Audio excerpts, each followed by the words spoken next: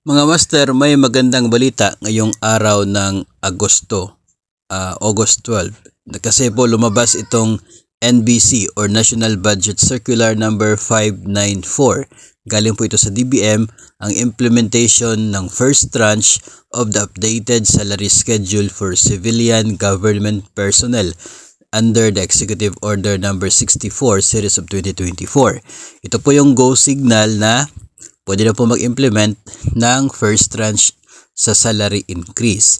At dito po, although nandito na po yung NBC, may mga kasunod po na proseso na mangyayari. Katulad po dyan ay ang pag-release ng DBM ng Special Allotment Release Order or SARO. Susundan po yan ng ito pong Notice of Cash Allocation or NCA. So, ibig sabihin, after the NBC, abangan po natin yung pag-release ng SARO at yung NCA kasi yun po yung meaning dyan kapag may NCA na may pondo na yung agency para tustusan yung pagbabayad ng higher salary sa kanya po mga nasasakupan in accordance with the salary schedule doon sa Executive Order number 64. So, ito po ay isang malaking step ngayon na nangyari ngayong araw.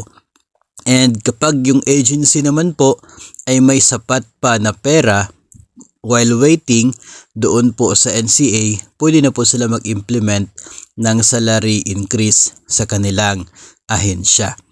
Provided na pag mayroon po silang enough pa na pondo, pwede po.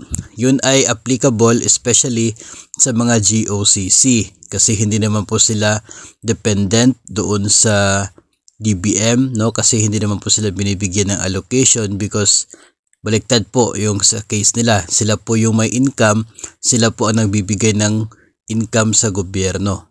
So, kapag may sufficient fund itong GOCC, pwede po sila mag-implement na ng increase ayon po doon sa EO64.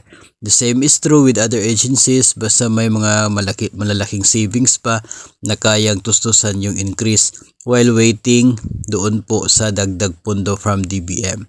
So, abangan po natin yan na darating sa atin po mga agencies at sa atin po mga personal payslips nang sa ganun ay mai-enjoy po natin yung itinaas ng sahod under the Executive Order number 64 series of 2024.